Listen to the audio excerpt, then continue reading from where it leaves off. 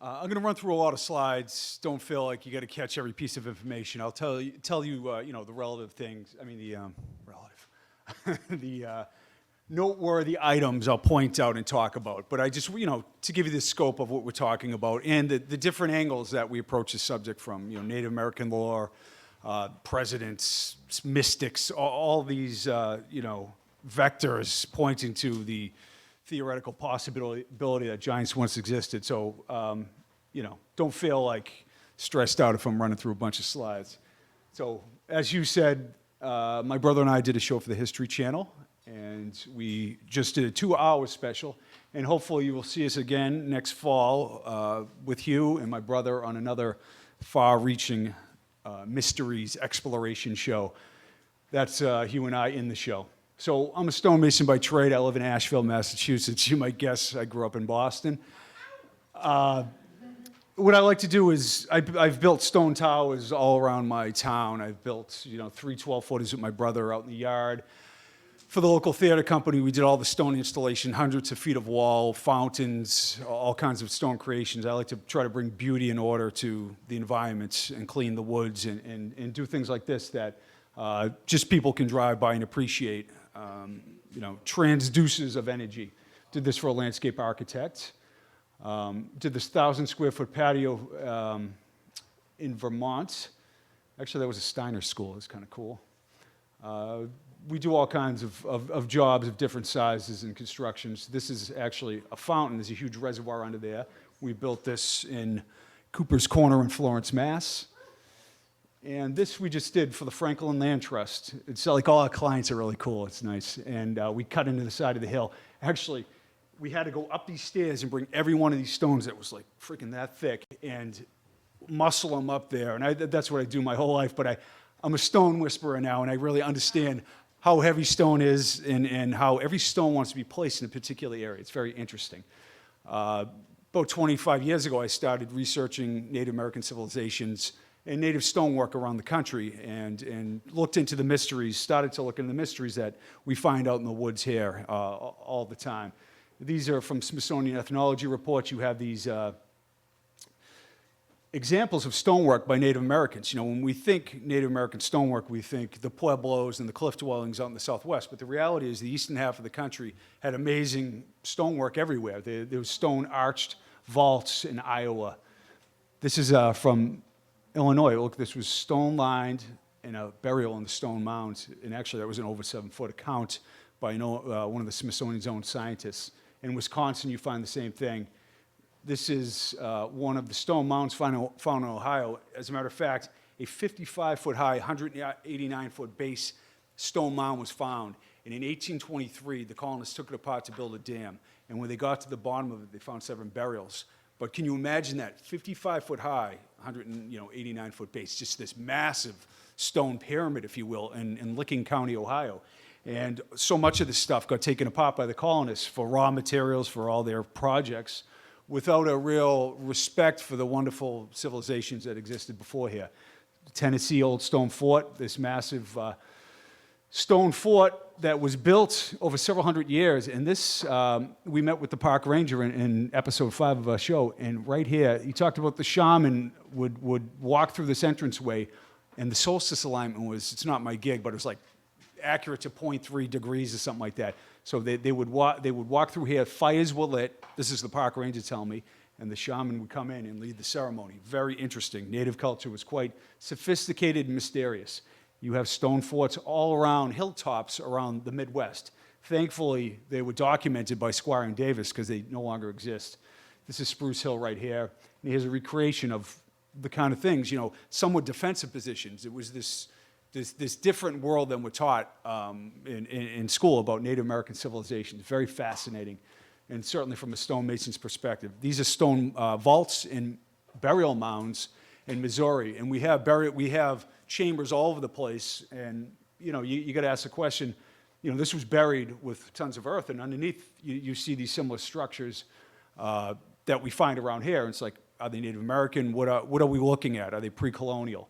So you got a stone tower at Grave Creek. This was captured by Jeffrey Eastman in a lithograph But this was part of the Grave Creek complex. And you see, obviously, there was a stone tower here, and there were towers all around the hilltops that unfortunately were destroyed, but it was like Greek mythology here rather than disorganized civilizations like we talked about. So this interest in Native American stonework got me interested in the mound builders. The mound builder culture in the United States started in 3400 BC at Watson Break. Very, very interesting. A circular enclosure. There were no burials here. These, first of all, show you kind of anomalies or outliers because they happened before the core of the mound building construction. I'll quickly say the mound builders were the Adena, Hopewell, and Mississippian cultures starting around 1000 BC all the way up to 1500 AD. The Adena were the first, the tall ones. The Adena had massive jaws and skulls. It's fairly recognized that they were 7 feet in tall and the women were over 6 feet tall. So this is the first site I was talking about, Poverty Point, 1500 BC. These earthen embankments would fill the Great Pyramid of Egypt 36 times. There was a thriving metropolis here on the Arkansas River, and the focal point of it was a 700 by 600 by 72-foot high bird effigy mound.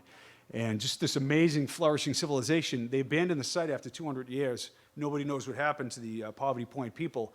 But then several hundred years later, the mound builders of the Ohio River Valley exploded. The Adena people, they were architects, they were just wizards and shamans ruled these people, and they did astonishing things. And you have these burial mounds all over the place. Aztalan, Wisconsin. There's an aerial shot of it.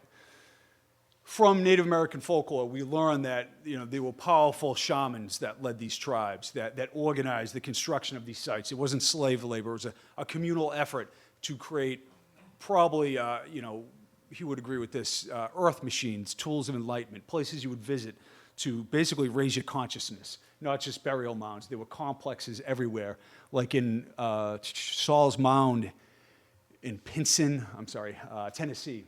This is a 72-foot mound in the center of a 1,000-foot medicine wheel that once existed.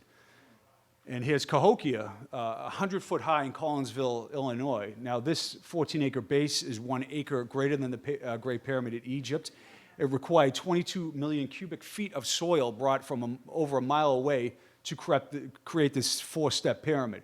This is, at its heyday, it was probably about 1200 AD. It has a real Mesoamerican feel, and I believe, and other research is that there was interaction between Native American tribes and cultures in further south into Mexico. And you see the step pyramids are built with earth and not stone because they had no stone to do it. You have ball courts and astronomical clocks. It really seems like there was an influence there. They only had to cross the Rio Grande River. It's not like they had to go across the Atlantic. So you see the astronomical orientations possessed at the site are embedded. You have a wood henge here. Just magnificent structures. And all of the eastern United States was amazing with geometric forms and earthen pyramids. This kind of looks like Teotihuacan, actually. One thing that really intrigued me was that there were so many geometric forms, like this one in Newark, all around the eastern half of the country, 1,500 in Ohio alone. You can imagine just going in and seeing these 20 and 50-acre forms that are precisely built.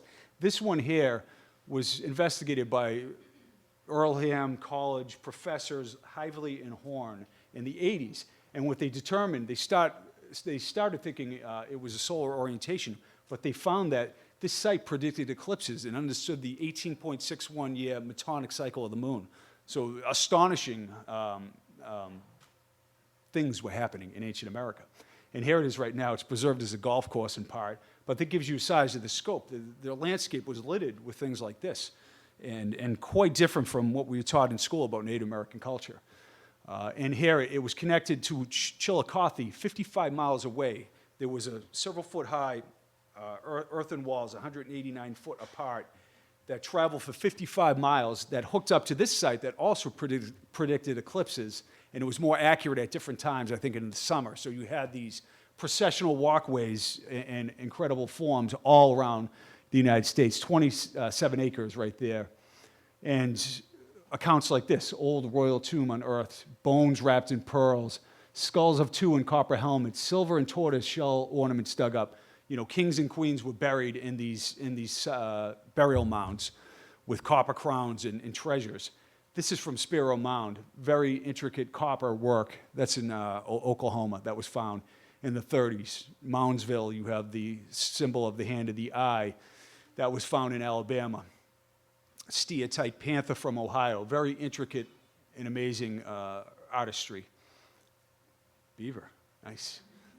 And in one mound we visited in the show, Mound City, they found a cache of dozens of these pipes, possums and wildcats. Look at them, how beautifully. They look like they came out of a machine, just amazing stuff, very cool. And in one site, the original Hopewell site in Chillicothe, they found that there were trade routes all around the country. They found all these artifacts in one burial mound site. Obsidian from Wisconsin, silver from Canada, shells from the Gulf Coast. So there were massive trade networks in ancient America. It was a super highway of activity.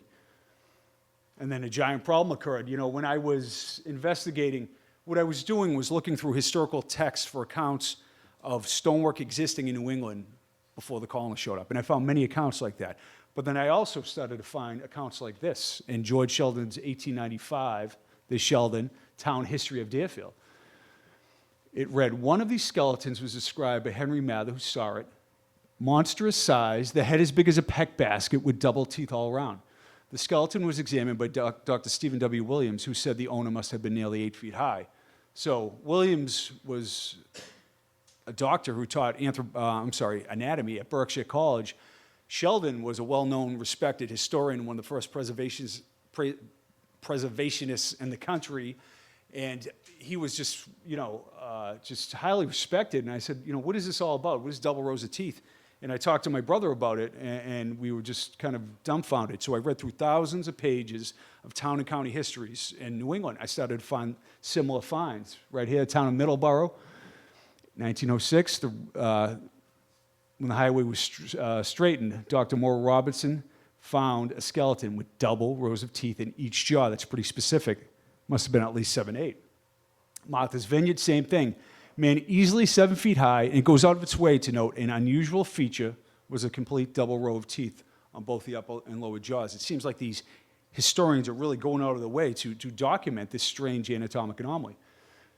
And when we investigated this one in the show right here, underneath the Baptist church in Newton, Mass., buried in the box was a jawbone with double rows of teeth. And we thought, yeah, we're going to get to this. We'll go to the church, but then we found out it's gone. It's a used car lot now. So we were never able to verify this account with double rows of teeth. But the skeptics are all over. It's like, oh, it's a hoax or a fantasy or a delusion or whatever the hell they think. But this is, these accounts are pretty specific, like this one here, the Bates Mound in Ohio.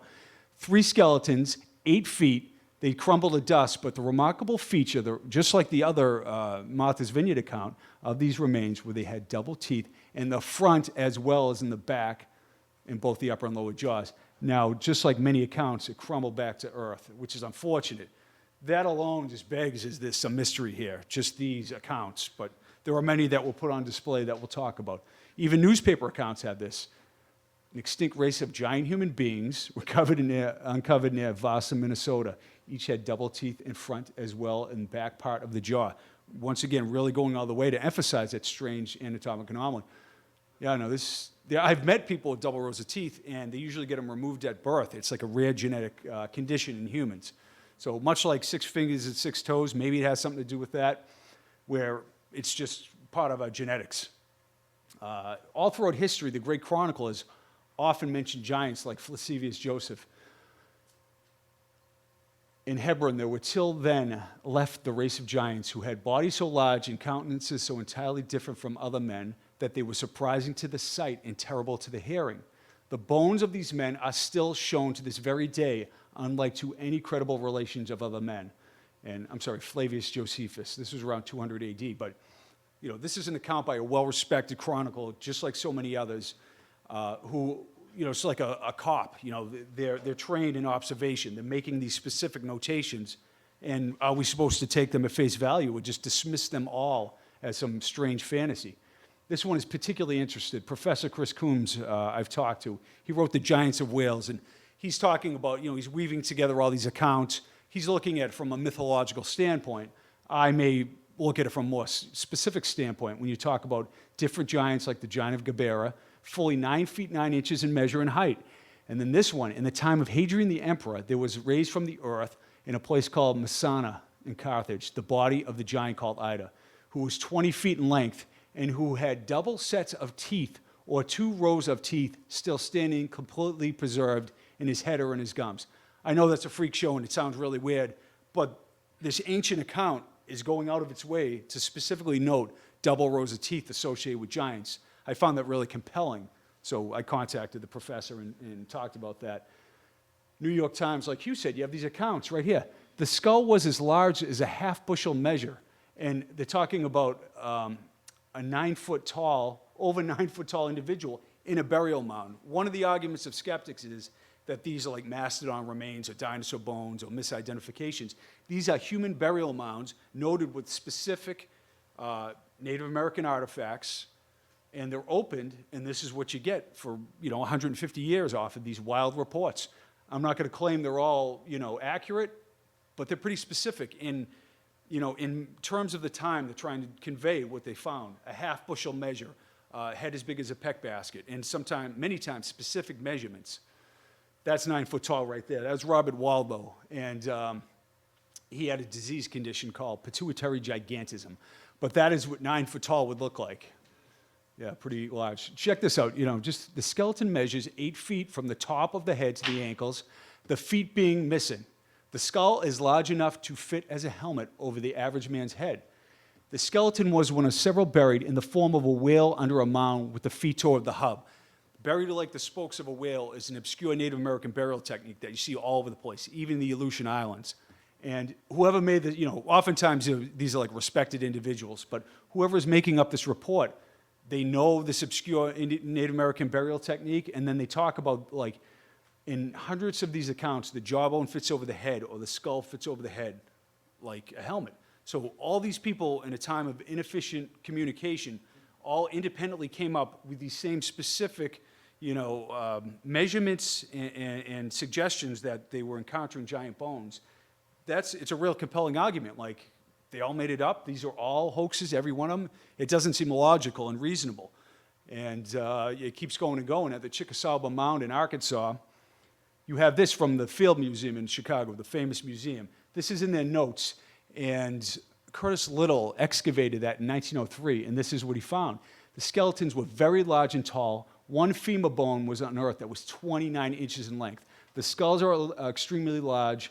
The jaw is of such size that it would slip over my own and have considerable space to spare. We have like 150 of those accounts that talk about the jawbone fits over the jaw of the largest man in the village. The town is abuzz. It's just amazing the specificity that you find over and over again. This is the Field Museum, 29 inches is a freak show. You're talking like pushing 9 feet. So that's a specific measurement. Curtis Little, well-respected, would have to make that up entirely because he's not dealing with the mastodon bone. So once again, it adds to the compelling nature of this. Right here, the curator of physical anthropology, a paleoanthropologist named W.J. Holland at the Carnegie, unearthed between an 8 and 9 foot skeleton, listed in Scientific American right here. And my friend contacted the Carnegie. They said, I think that there was very little left to it. There's just some bone fragments, unfortunately. But just another well-respected professional verifying an enormous account of a giant skeleton buried in an Adena burial mound. Miamisburg, where Hugh talked about this a little, but this is another compelling account from 1897. It's laid out in here. It's 8 foot 1.5 inches. Like, some of the greatest scientists at the time flocked here and examined the skeleton. They listed it as one of the greatest giants ever found. And no other than the head of physical anthropology for the Smithsonian examined it and said this: the authenticity of the skull is beyond doubt. Its antiquity is unquestionably great. To my own personal knowledge, several such crania were discovered in the Hopewell group of mounds. The head of anthropology, the greatest anthropological mind in the country, is saying this about an 8 foot 1.5 inch skeleton found. There are arguments like, and I've talked to anthropologists with my friends, and you have disarticulation, the soft tissues disintegrate, the bones stretch out, skeletons can look larger, but when you wire together a skeleton, you just can't screw up 5, 7, and 8 foot 2. It just doesn't happen. I've talked to archaeologists on the Roanoke show. Brian, friend of mine now, he said, disarticulation, I'm not buying it, basically. You know, you have accounts like this, and it's really worthy of further investigation, I would say. Yes. I like this picture because this chipmunk is like so grateful to get the flower, you know. So, yeah. That's a real picture. Yeah, no, I didn't take it, but isn't that nice? Yeah, it's lovely. It's wicked awesome. So in 1933, George Fisher, he's the head archaeologist for the state of Pennsylvania. He unearths what is called 49 giants, you know, very large skeletons. The largest, there's teeth, there's all kinds of bones here, is 7'5". It's a buzz, it's the New York Times. I looked into all of Fisher's records, very interesting account. So this man enters the picture, Donald Cadzow, and he's working with Fisher, and he takes the article, this is 6 months later, telling the same story about the bones are being shipped to the Smithsonian, they're going to Harrisburg, and then they're being shipped to the Smithsonian. Cadzow says the same thing. He's cruising in a van with the 7'5" skeleton. He's from Cambridge, England, very well-trained, respected archaeologist at the time, and it clearly states that he has a 7'5" skeleton that's going to the Smithsonian that was found by Fisher at this site.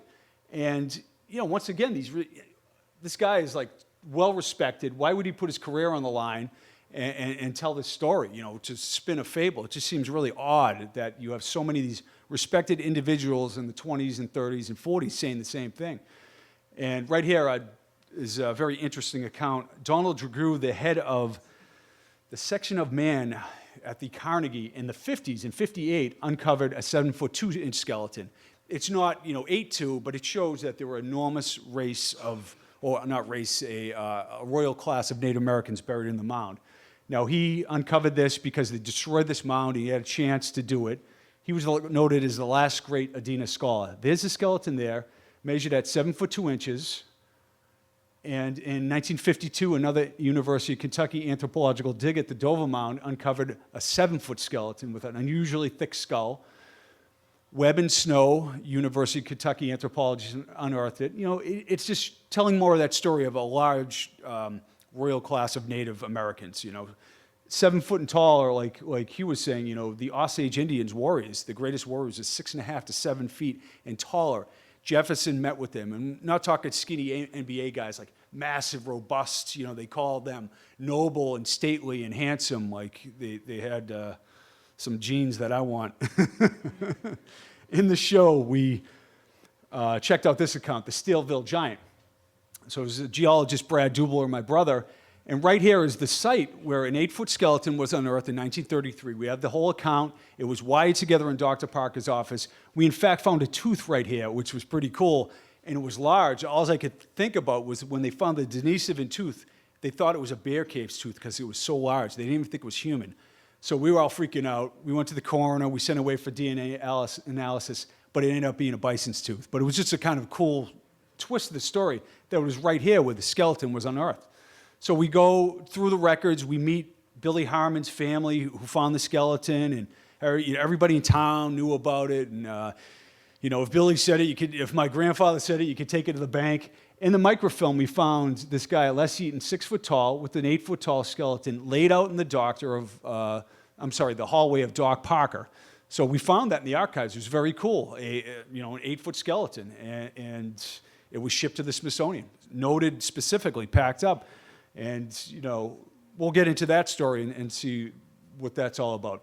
Another interesting twist and turn in this story is, while I dug into these stories, I started to find that the Freemasons and Rosicrucians, other mystics and secret societies, all talk about giants existing in the land of Atlantis.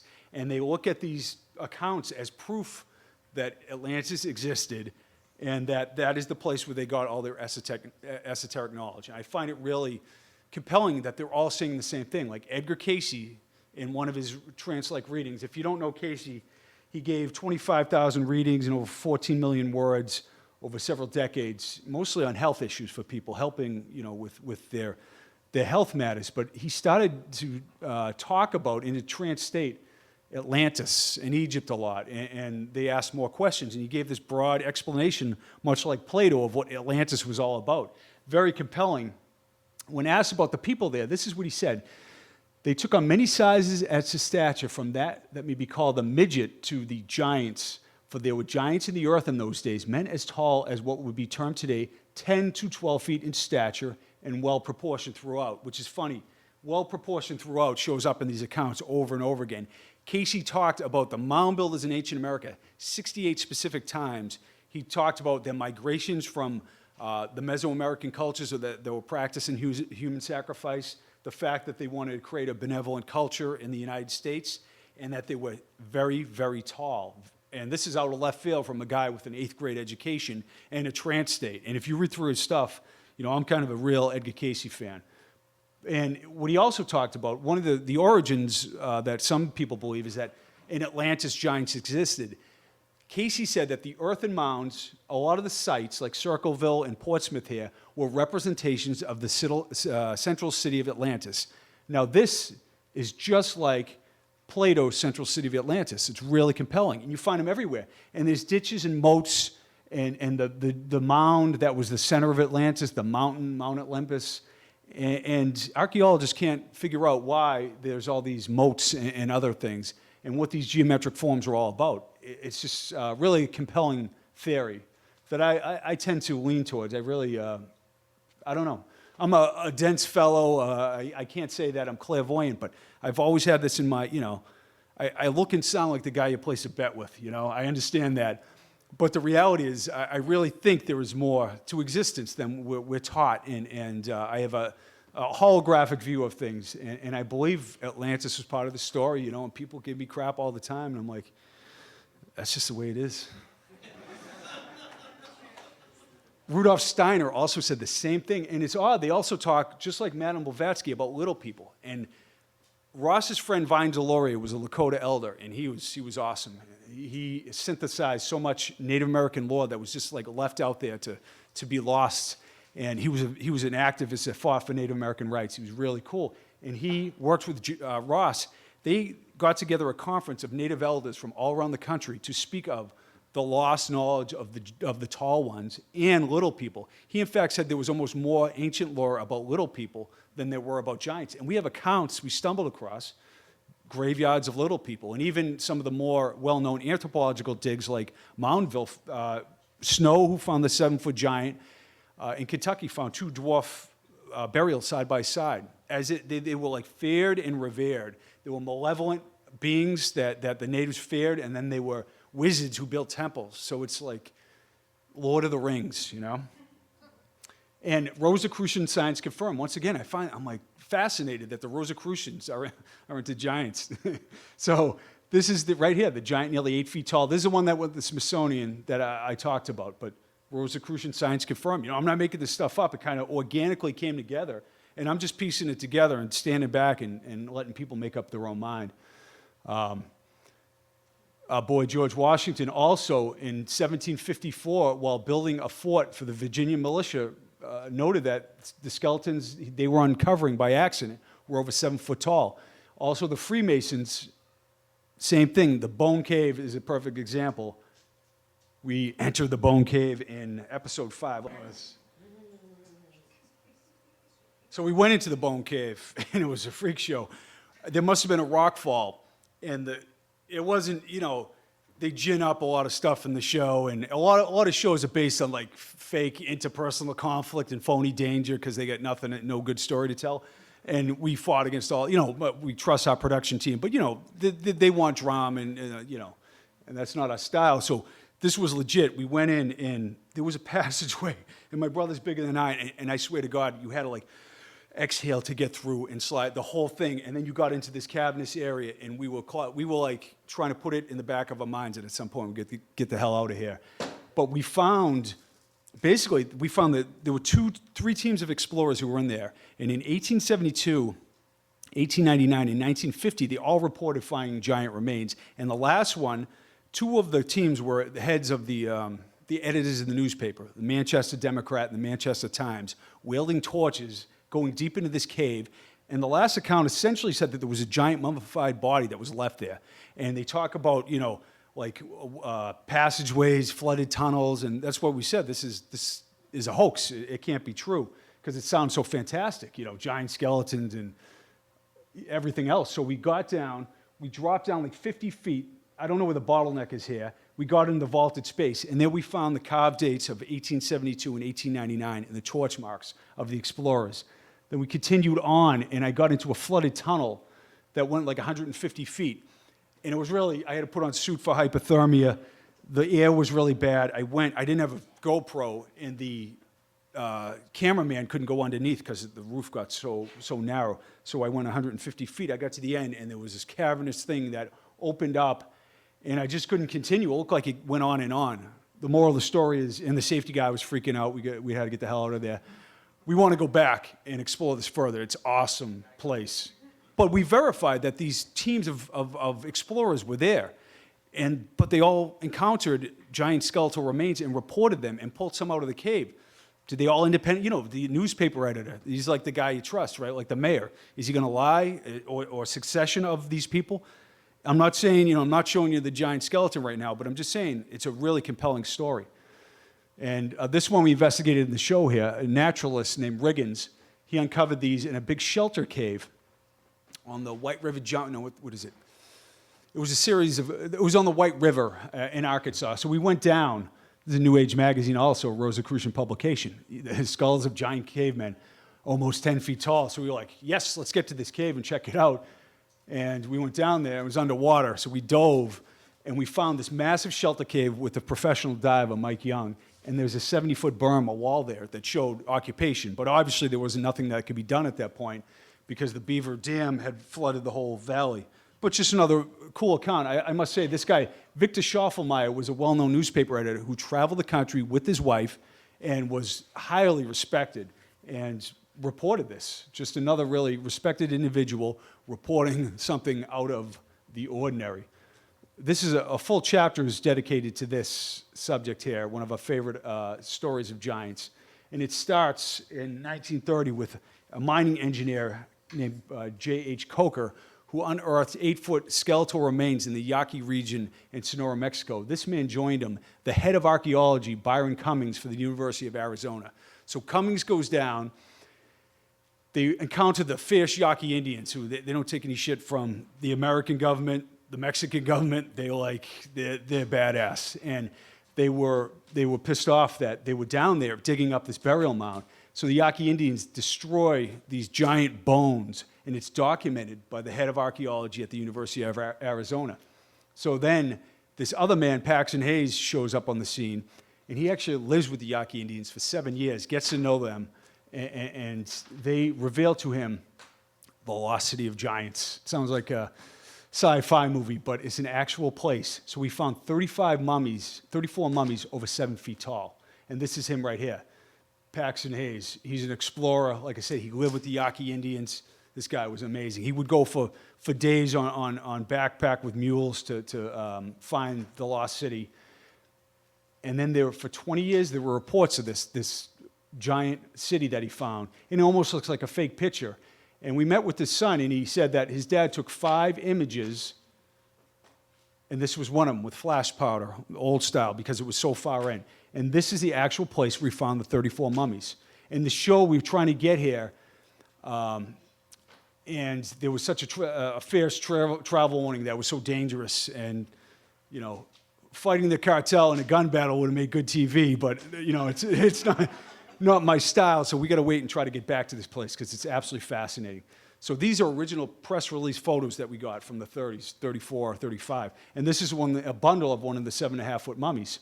Right there you see photo, one of the giant mummies, entrance of the cave. This mummy's 7.5 feet tall, and they tell the whole story. A cave 450 miles inland. There's this massive complex of caverns.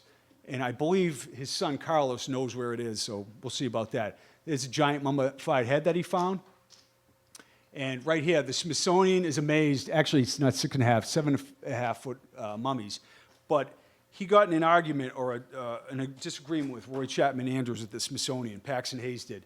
For some reason, he didn't believe the findings, or they were just not in line with the orthodox science of the time. So he lost his funding. But he continued for 20 years to study this area. And his son said, he said that he wasn't afraid. He continued to the end. They attempted to professionally embarrass him, but he knew what he believed. This guy he's like Carlos Castaneda. This cat was awesome.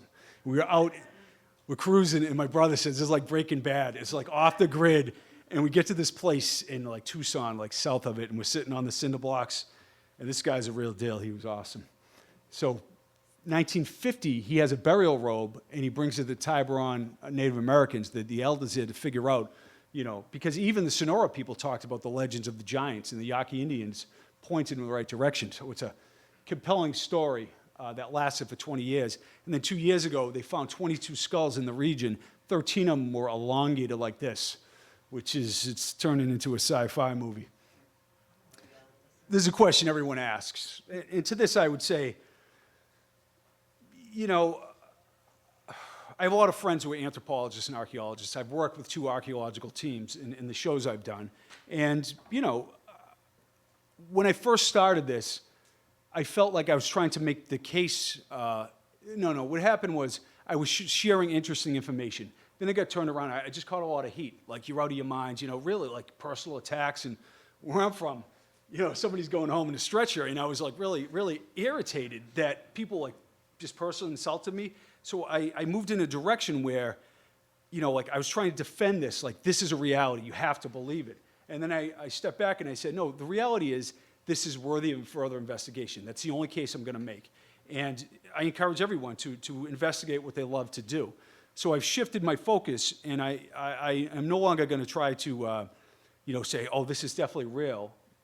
I was equating it incorrectly, and I was believing inaccurately, and I just shifted my position and said, no, that's really what I'm trying to do is just share a really cool story. Smithsonian conspiracy, I can't say they have the secret vault with all the skeletons. I am friendly with some Smithsonian archaeologists and anthropologists, and Dennis Stanford is the head of anthropology, and I'm very fond of him. Solutrean theory, he's very open-minded. So 100 years ago, though, there could have been some funky business going on, and this is what people think when they think Smithsonian. And I don't want to cast aspersions because there are really good professionals there. I believe with most of archaeological and anthropological theory, but there's many theories that I don't believe in and agree with, and we'll talk about them. This is my man Voltaire said it best. This is the guy, the head of physical anthropology, the first head in 1909, Dr. Hrdlicka, and he was a zealous, racist, pre-Nazi eugenist, kind of not a great guy. He was brilliant in his own right, but he's the guy who said giants are no more, even though in their own records they have over 17 accounts of 7 foot and tall skeletons found by their own scientists.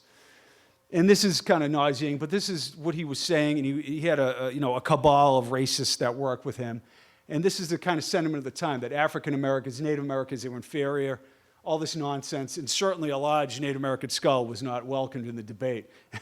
Oddly, he found one of the Aleutians with a cubic capacity of 2,005 cubic centimeters, which is really ironic, right? So in all kinds of accounts, the Smithsonian has shown their scientists to find 7 foot and tall skeletons in their own ethnology reports. This is one of the most interesting ones. In 1873, this appears, Perrin reports from the Smithsonian, he found this in a burial mound. The skulls are very large, but fall to pieces on being exposed to the air. One skull was found that measured 36 inches in circumference. That is like so well out of normal range by a respected, scientist at the time. Granted, it wasn't 5 years ago, but 36 inches is very specific and so far out of normal range, it is just outrageous. 7'8" skeleton found by Professor Norris in the Smithsonian Ethnology Report, noted in the New York Times. And then two people get together in the West Virginia Historical Magazine and debate. They talk about Norris finding it 7'8", and then they find a giant axe, and years later, and they're wondering if that giant axe belonged to the giant, which opens up another vector here, which is giant tools that were found all over the place. 33-pound, 10-inch axe head. That's pretty hefty. Copper axe is found in the site mound, 32 and 41 pounds. Oftentimes you have these accounts of giant tools being buried with giant native rulers. Really interesting. The thought is, or the theory is, that they're ceremonial, but a lot of them show wear, and it just doesn't make sense. It's like all around the world.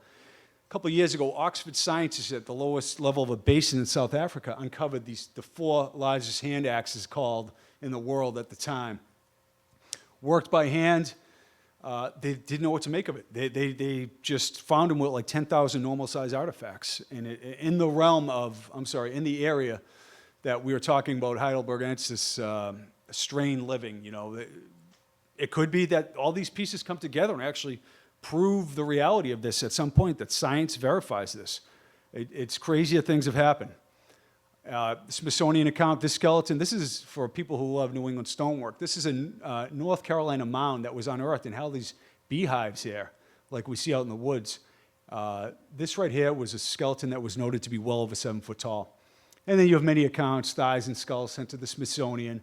This account here, it's called the world's largest skull at the time. It was enormous. It was verified by, or studied by a physical anthropologist, Marcus Goldstein, who said, here's Goldstein here, that it was an endocrine pathology. It was enormous. It was at the Morehouse Mound in 1939.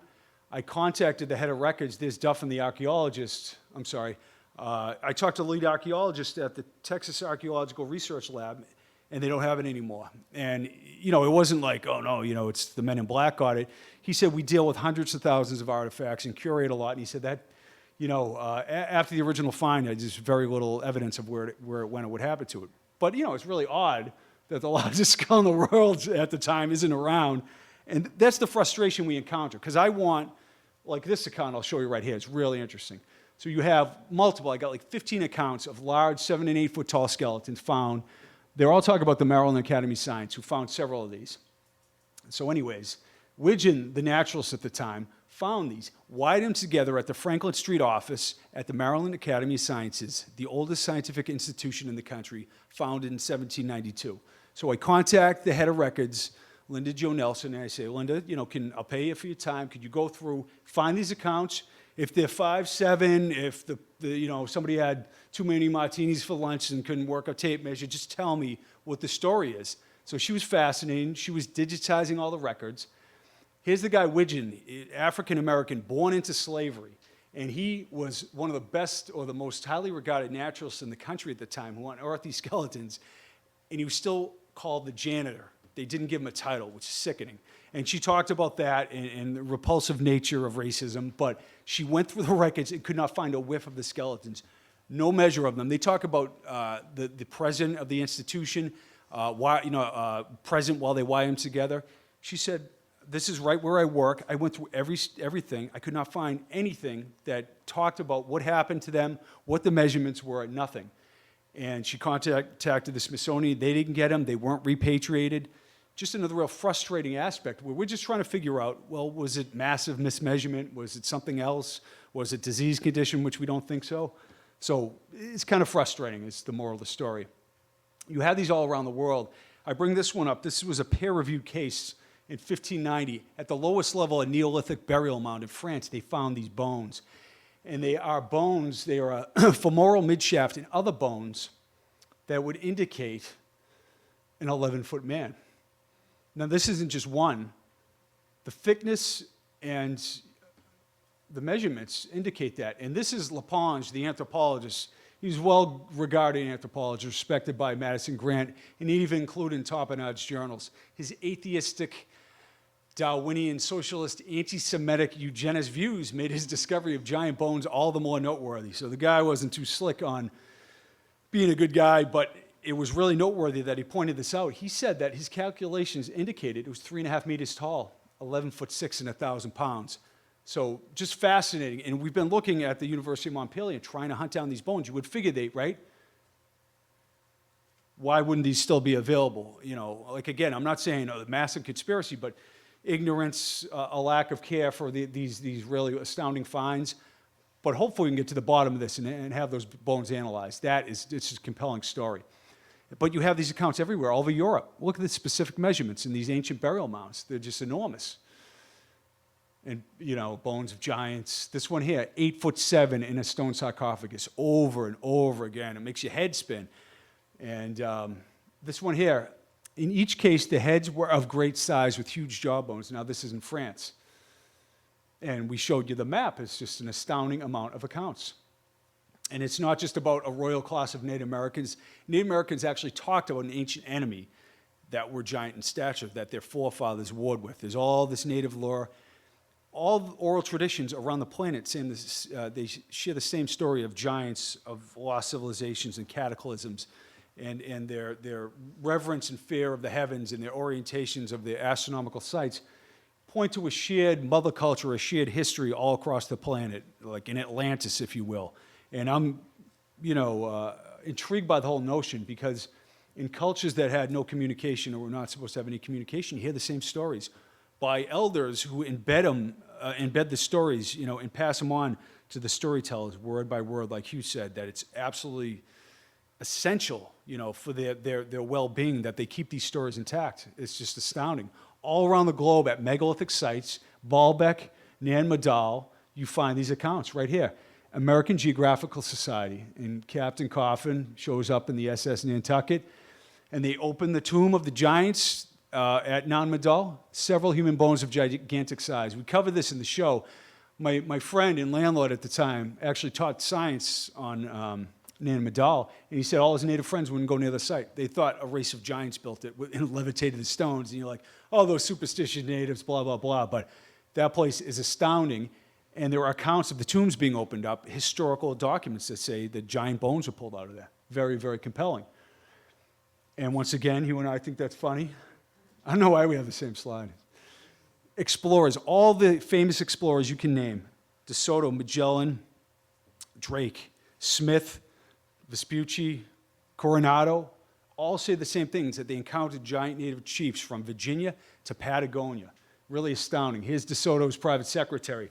They met Tuscaloosa, who ruled the Alabama region, and he was known to be over 8 foot tall. His father was giant too. Seeing him, we paused, dumb with amazement. For though but a youth, he towered on high, a great-limbed giant. Heads of the tallest men reached only to his breast. They're either saying 7, 8, 9 foot, or they specifically talk like the giant on his knees towered over our men, over and over again. And the conventional theory or the orthodoxy says that the Spanish were like 5'2", and the natives are like 5'7" to 5'8". So that's what accounts for all this. But no, they're specifically noting these dudes are tall, and they say how massive they are, and their strength is incredible, and their glorious stature, which is kind of an odd thing, but even Jefferson talked about that. Noble presence, and their chiefs are always, mentioned in this similar fashion. This is really interesting. The Codex Vaticano, this is made by Aztecs in the 1500s, I think, but they're battling this giant. They're putting to death a giant. It's the oddest thing, and it's in this codex from hundreds of years ago. And I'm a recovering Catholic, so I have no vested interest to prove any religious theories here. I view these as historical documents that oftentimes have tantalizing clues in them.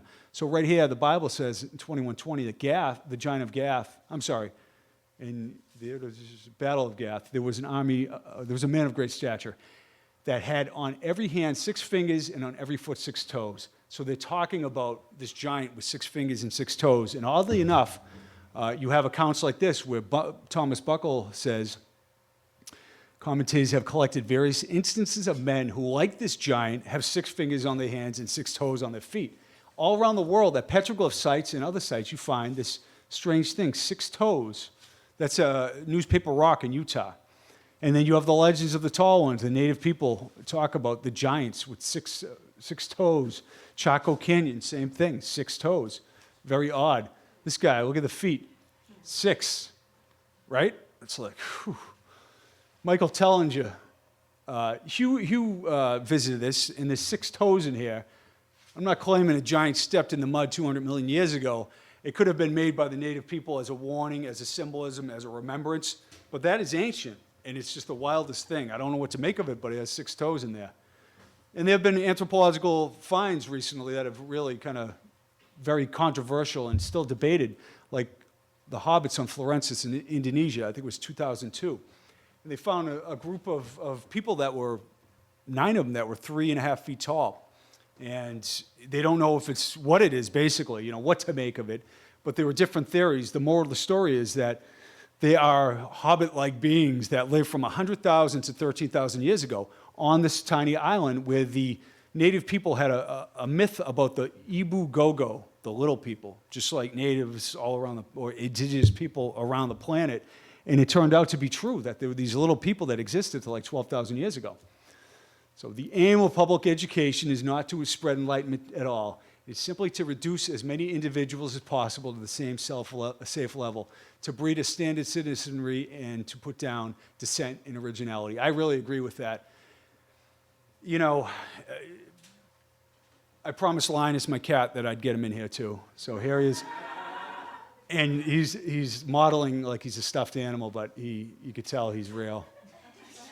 Yes, Linus is a good cat. He is a giant. You know, and that's a point I'm trying to convey, and he was trying to convey. It's just like, you know, to think outside the box, that there's something seriously wrong with the planet. We all know it. That's why places like this exist. Just to have a different view on reality, to create a space of sanity where you accept everybody's opinion and viewpoint. You may not agree with them, but, you know, just to think differently. And the shows we make them for kids to enjoy them. We make them to open people's minds to new ideas, to be interesting, hopefully. And I just, you know, I feel blessed to be able to do this.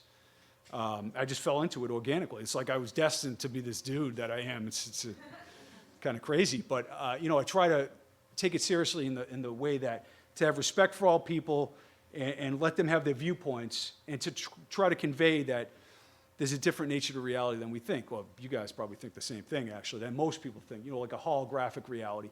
And do we obfuscate the truth from ourselves collectively? You know, we all share one holographic brain. It's like we're a species with amnesia from an ancient cataclysm in this latest incarnation of humanity. And do we obfuscate the truth from ourselves? It looks like this story. At every turn, something's happening that's really strange. And that happens many times. And you know, if we chose ourselves, would we have war and chaos and greed on the planet? No. I really think that that's not humans are made up, but there is a distortion and misperception. And we can't just turn our backs on all humanity and just say, that's their problem, that guy's an idiot. That, you know, it's more like, these are all our mistakes to correct. And this is a great example. The place is wonderful here, that you don't spend your time battling a paradigm that's failing and doesn't work. You create a new model and blueprint for the way the world should work. And I do that myself by, like I said, building stone towers and cleaning the woods and volunteering and just trying to make a better world. And that's what matters. And you know, like people like you, if we can keep doing that, we create a blueprint. If I talk to you like some conspiracy nut and cornered you for 3 hours, how would that change anything? If I try to convey what we're all trying to do here, that's how you make change in the world, and you change the holographic reality, you create a better reality, like Edgar Cayce would say.